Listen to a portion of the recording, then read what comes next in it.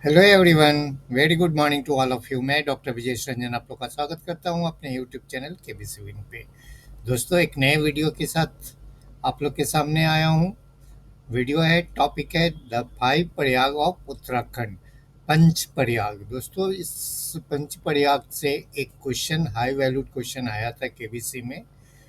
तो ये केएससी में भी पूछा जा सकता है, इसलिए मैंने इस वीडियो को बनाया है। ध्यान से देखिएगा, ध्यान से सुनिएगा। इंटरेस्टिंग टॉपिक है और एक काम आने वाला है हमें, कौन होना करोड़पति, और केबीसी में भी काम आ सकता है।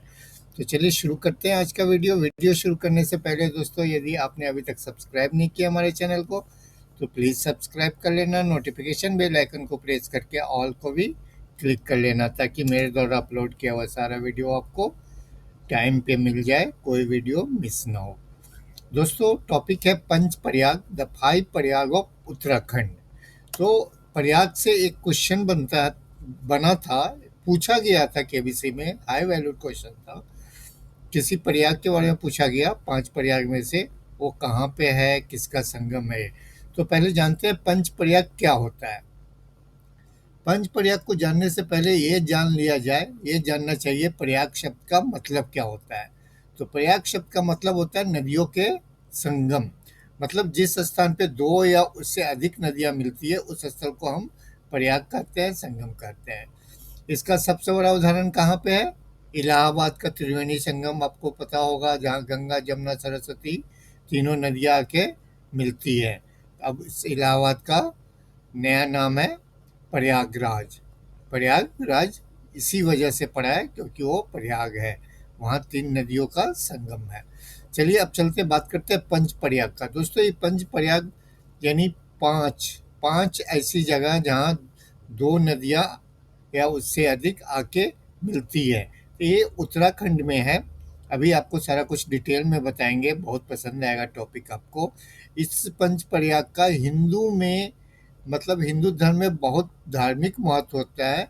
यदि यहाँ स्नान करने से, दान पुण्य करने से मोक्ष की प्राप्ति होती है, ऐसा बताया जाता है।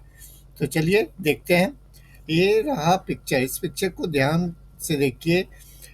मैं इस वीडियो में एक चीज़ और बताने वाला हूँ, क्योंकि कुछ लोगों को कन्फ्यूजन होता है कि 4 धाम कौन कौन सा होता है। तो दोस्तों, ये जो आप देख रहे हैं, यमुनोत्री, गंगोत्री, केदारनाथ और बद्रीनाथ, ये चारों भी धाम है। लेकिन ये कहाँ के धाम है? उत्तराखंड के धाम है। और बाकी जो 4 धाम की, जो इंडिया का 4 धाम है, वो कहाँ कहाँ है? तो उसमें एक ये भी है, बद्रीनाथ नॉर्थ में, साउथ में रामेश्वरम, ईस्ट में आपको जगन्नाथपुरी, और वेस्ट में द्वारका, जो गुजरात में है। तो वो 4 धाम अलग है जो इंडिया का है। और ये 4 धाम उत्तराखंड का है, जिसमें यमुनोत्री है, गंगोत्री है, केदारनाथ है, बद्रीनाथ है। तो इसी से एक क्वेश्चन यहाँ से बना था कि विष्णु प्रयाग में किस 2 नदियों का संगम है। तो इस तरह से ये 5 प्रयाग है, आप देख रहे हैं, सब बताता हूँ। जैसे देखिए, पहले यहाँ से शुरू करते हैं। यमुनोत्री से यमुना नदी निकलती है, जो आगे तक जाती है। आपको पता है इलाहाबाद तक जाती है, तो उससे भी आगे जाती है। तो इलाहाबाद में जाके गंगा से मिलती है और सरस्वती से मिलती है। ये गंगोत्री है, यहाँ गौमुख से क्या निकलती है? भागीरथी नदी निकलती है। ये केदारनाथ है, केदारनाथ से मंदाकिनी नदी निकलती है। और बद्रीनाथ से अलकानंदा नदी निकलती है। दोस्तों, ये आप चारों रिवर याद रखिएगा, कौन कहाँ से निकलती है। दोस्तों, तो ये जो इंडिया का 4 धाम है, जो मैंने आपको पहले बताया, बद्रीनाथ, रामेश्वरम, जगन्नाथपुरी और द्वारका, तो ये सारे विष्णु भगवान के मंदिर है, विष्णु भगवान से रिलेटेड है। लेकिन कहा जाता है कि हर एक ये चारों धाम में एक शिव मंदिर भी होता है। जैसे बद्रीनाथ के पास कौन सा है? केदारनाथ शिव मंदिर है। वैसे रामेश्वरम में भी एक मंदिर है, जो वहाँ पे रामेश्वरम खूब वहाँ पे एक विष्णु मंदिर और शिव मंदिर भी है। इधर जगन्नाथपुरी में भी वैसे ही है, और शिव मंदिर। और इधर द्वारका में भी है। द्वारका में कौन सा है? सोमनाथ मंदिर, जो नामी मंदिर है। और यहाँ भी एक मंदिर है। आगे बढ़ेंगे, वो बातें ये मैंने आपको बताया जो चारों धाम इंडिया वाले हैं ना, उसमें जो विष्णु भगवान का मंदिर वगैरह है, चारों चारों धाम, और वहाँ पे हर एक धाम के साथ एक शिव मंदिर होता है। अब इस टॉपिक पे आते हैं, जो ये पंच प्रयाग की बात कर रहा हूँ। तो दोस्तों, जब आप हरिद्वार और ऋषिकेश से आगे बढ़िएगा बद्रीनाथ की तरफ, तो ये पांचों प्रयाग आपको इसी रास्ते में मिलेंगे। तो मैं यहाँ से शुरू करता हूँ, ऊपर से, ये पांच प्रयाग के बारे में। बद्रीनाथ से अलकानंदा नदी निकलती है, और इसके राइट साइड से धौली गंगा, इसको विष्णु गंगा भी बोलते हैं, जहाँ कुछ एक आध साल पहले जो हादसा हुआ था, काफ़ी लोग वो फंस गए थे, मौतें हुई थी, ये वही धौली गंगा है। तब जब अलकानंदा नदी में धौली गंगा यानी या विष्णु गंगा आके मिलती है, तो ये जोशी मठ में मिलती है, और इसको बोलते हैं विष्णु प्रयाग। याद रखिएगा, अलकानंदा नदी में जब धौली गंगा नदी आके मिलती है या विष्णु गंगा नदी आके मिलती है, उसको विष्णु प्रयाग बोलते हैं। और यहाँ मिलने के बाद से ये फिर अलकानंदा के नाम से ही आगे बढ़ती है। अलकानंद, चलिए पहले विष्णु प्रयाग के बारे में डिटेल में पढ़ते हैं, फिर वापस इस पे आएंगे स्लाइड पे। विष्णु प्रयाग, बद्रीनाथ से होकर निकलने वाली विष्णु प्रिया अलकानंदा, विष्णु प्रिया भी बोलते हैं उसको, अलकानंदा नदी और धौली गंगा नदी का जोशी मठ के नजदीक जिस स्थान पे मिलन होता है, इन दोनों नदियों के उस पवित्र संगम को विष्णु प्रयाग कहते हैं। इस पवित्र संगम पर भगवान विष्णु का प्राचीन मंदिर है। ये मंदिर समुद्र तल से 1372 मीटर की ऊंचाई पर है। स्कंद पुराण में विष्णु प्रयाग की महिमा बताई गई है। पौराणिक कथाओं के अनुसार इस संगम की प्रमुख नदियों धौली गंगा और अलकानंदा में 5-5 कुंड हैं। यहाँ से सूक्ष्म बद्रिकाश्रम प्रारंभ होता है। इसी स्थान पर दाएं में जय और बाएं में विजय नामक दो पर्वत स्थित है, जिसे विष्णु भगवान के द्वारपालों के रूप में जाना जाता है। तो ये हम लोग जाने विष्णु प्रयाग के बारे में, जो बद्रीनाथ से अलकानंदा और धौली गंगा ये जोशी मठ में मिलती है, तो इसको विष्णु प्रयाग कहते हैं। अब यहाँ से क्या होता है, आगे ये अलकानंदा के नाम से ही आगे बढ़ती है, और इधर से नंदाकिनी नदी आके यहाँ पे मिलती है, जिसको हम लोग बोलते हैं नंद प्रयाग, नंद प्रयाग बोलते हैं। दोस्तों, ये जो है ना चमोली डिस्ट्रिक्ट में, ये भी चमोली डिस्ट्रिक्ट में ही है, बहुत ज़्यादा का अंतर नहीं है, करीब 35 से 70 किलोमीटर, एग्जैक्ट नहीं याद है, उसी के आसपास 70 किलोमीटर के आसपास है यहाँ पे। तो ये नंदाकिनी जब आके अलकानंदा में मिलती है, तो इसको नंद प्रयाग कहते हैं। अलकानंदा ये आगे बढ़ी, धौली गंगा मिली, फिर यहाँ से ये अलकानंदा बन के ही आगे निकलती है, और इधर से नंदाकिनी नदी आके मिलती है, और इस संगम स्थल को नंद प्रयाग कहते हैं। तो यहाँ क्वेश्चन बनता है, नंद प्रयाग किस दो नदियों का संगम है? तो अलकानंदा और नंदाकिनी। अब चलिए हम लोग आगे बढ़ते हैं। देखिए, ये पहले वाला मैं बता दूं आपको, जो हम लोग ने पढ़ा था विष्णु प्रयाग, यहाँ पे है, देखिए ये धौली गंगा और इधर से अलकानंदा, यही जो संगम स्थल है, इसी को बोलते हैं विष्णु प्रयाग। यहाँ पे लोग स्नान करते हैं लोग, और अपना बोलते हैं सारा पाप मुक्त हो जाता है। अब ये पिक्चर याद रखिए, विष्णु प्रयाग का है। अब आगे बढ़ते हैं, फिर से नंदाकिनी, नंद प्रयाग जो मैंने बात किया, तो अलकानंदा और मंदाकिनी नदियों के संगम को नंद प्रयाग कहते हैं। ये समुद्र तल से 2805 फुट की ऊंचाई पे है। पौराणिक कथा के अनुसार इस स्थान पे मंदाकिनी और अलकानंदा के संगम स्थल पर नंद महाराज ने भगवान विष्णु को प्रसन्न करने के लिए और पुत्र की प्राप्ति की कामना के लिए कठोर तप किया था। यहाँ पर नंदा देवी का दिव्य और भव्य मंदिर है। नंदा का मंदिर नंद की तपस्थली और नंदाकिनी के संगम के कारण इस स्थान का नाम नंद प्रयाग पड़ा। तो यहाँ पे जो आप देख रहे हैं ना, नंद महाराज, ये भगवान कृष्ण के पिताजी थे, और उन्होंने पुत्र प्राप्ति के लिए यहीं पे भगवान विष्णु का के लिए तपस्या किया था, उन्होंने तप की थी, फिर जाके कृष्ण भगवान का जन्म हुआ था। तो ये रहा नंद प्रयाग, और किसका यहाँ पे संगम है? अलकनंदा, अलकानंदा और मंदाकिनी नदी का। चलिए यही है, इधर से मंदाकिनी आती है, इधर से अलकानंदा आती है, यहीं पे उनका संगम होता है। ये पिक्चर मैंने आप लोग के लिए लगाया है, दर्शन कर लीजिए। अब आगे चलते हैं फिर से। अब यहाँ से जब मंदाकिनी नदी से मिलती है, फिर भी वो अलकानंदा के नाम से ही आगे बढ़ती है, और इधर से आती है पिंडर गंगा, जिसको कर्ण गंगा भी बोलते हैं।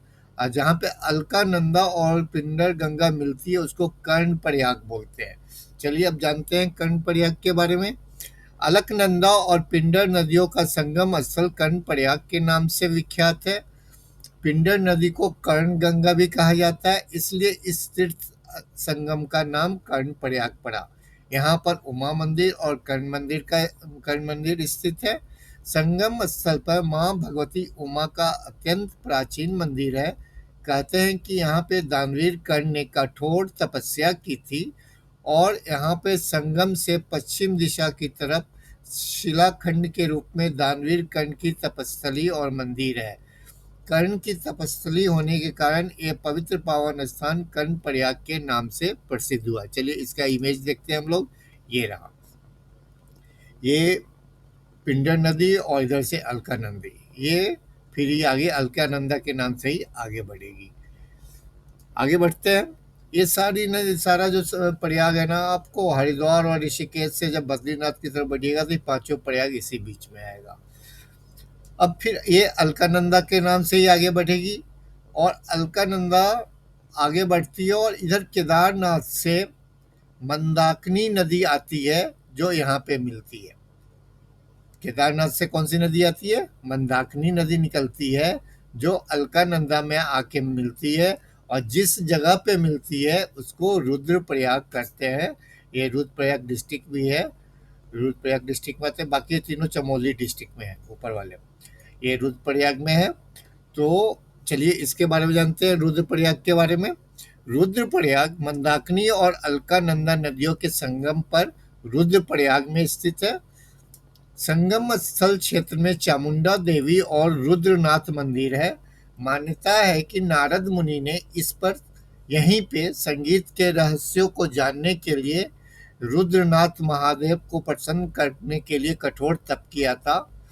पौराणिक मानता है कि यहाँ पे ब्रह्मा की आज्ञा से देवर्षि नारद ने कई वर्षों तक भगवान शंकर की तपस्या की थी, और भगवान शंकर ने प्रसन्न होकर नारद को सांगोपांग गांधर्व शास्त्र विद्या से पारंगत किया था। यहीं से उन्होंने वीणा बजाना सीखा था। यहाँ पे भगवान शंकर का रुद्रेश्वर नामक लिंग है। यहीं से केदारनाथ के लिए तीर्थ यात्रा शुरू होती है। क्यों? क्योंकि देखिए, यहाँ मंदाकिनी नदी आ रही है, इधर से अलकानंदा आ रही है, ये रुद्रप्रयाग है, और यहीं से आप इधर की ओर जाएंगे तो केदारनाथ के लिए तरफ जाएंगे, तो केदारनाथ की यात्रा यहीं से शुरू होती है। दोस्तों, जब मंदाकिनी नदी आके अलकानंदा में मिलती है, अभी भी वो अलकानंदा के नाम से ही आगे बढ़ती है और यहाँ पहुँचती है। यहाँ पे क्या होता है, इधर गंगोत्री, जहाँ से गंगा नदी का बताया जाता है कि उद्गम स्थल है, लेकिन यहाँ ये भागीरथी नदी के नाम से आती है, और यहाँ आके अलकानंदा में मिलती है, और जहाँ मिलती है उसको देव प्रयाग बोलते हैं। क्या बोलते हैं उसको? देव प्रयाग। ये भी इम्पोर्टेंट क्वेश्चन, ये पांचों क्वेश्चन इम्पोर्टेंट है, पांचों से अब अलग अलग तरीके से पूछा जा सकता है। देव प्रयाग में किस नदियों का मिलन होता है, संगम होता है? तो भागीरथी नदी और अलकनंदा नदी का। चलिए आगे बढ़ते हैं, इसको डिटेल में जानते हैं।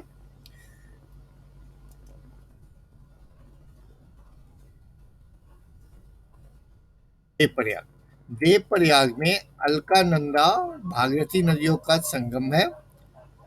देव प्रयाग समुद्र तट से 1500 फुट की ऊंचाई पर है। गढ़वाल क्षेत्र में ये देव प्रयाग है, वो गढ़वाल क्षेत्र बोला जाता है उसको। गढ़वाल क्षेत्र में भागीरथी नदी को सास और अलकनंदा नदी को बहू कहा जाता है। भागीरथी नदी को सास कहा जाता है, अलकनंदा नदी को बहू कहा जाता है। देव प्रयाग में शिव मंदिर और रघुनाथ मंदिर है। रघुनाथ मंदिर द्रविड़ शैली से निर्मित है। देव प्रयाग को सुदर्शन क्षेत्र भी कहा जाता है। स्कंद पुराण के केदार खंड में इस तीर्थ ब्रह्मपुरी क्षेत्र कहा गया है। लोक कथा के अनुसार देव प्रयाग में देव शर्मा नामक ब्राह्मण ने सतयुग में निराहार सूखे पत्ते चबाकर तथा एक पैर पे खड़े होकर कई वर्षों तक कठोर तप किया था और भगवान विष्णु का दर्शन किया था। और ये इमेज देखिए, ये आपको देव प्रयाग का इमेज है, जहाँ पे इधर से भागीरथी नदी फ्लो आप देख दो कितनी पतली पतली आपको दिख रही होगी, और गंगा नदी देखिए कितनी लंबी चौड़ी आपको दिखेगी इलाहाबाद में। तो ये पतली पतली ये फ्लो काफी तेज होता है, नहाना मुश्किल होता है यहाँ पे।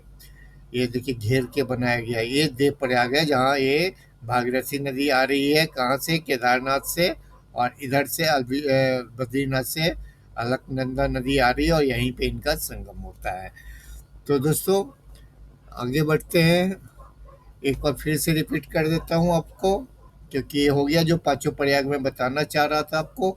बद्रीनाथ से अलकनंदा नदी और इधर से धौली गंगा आके मिलती है जोशीमठ में, तो इसको विष्णु प्रयाग बोलते हैं।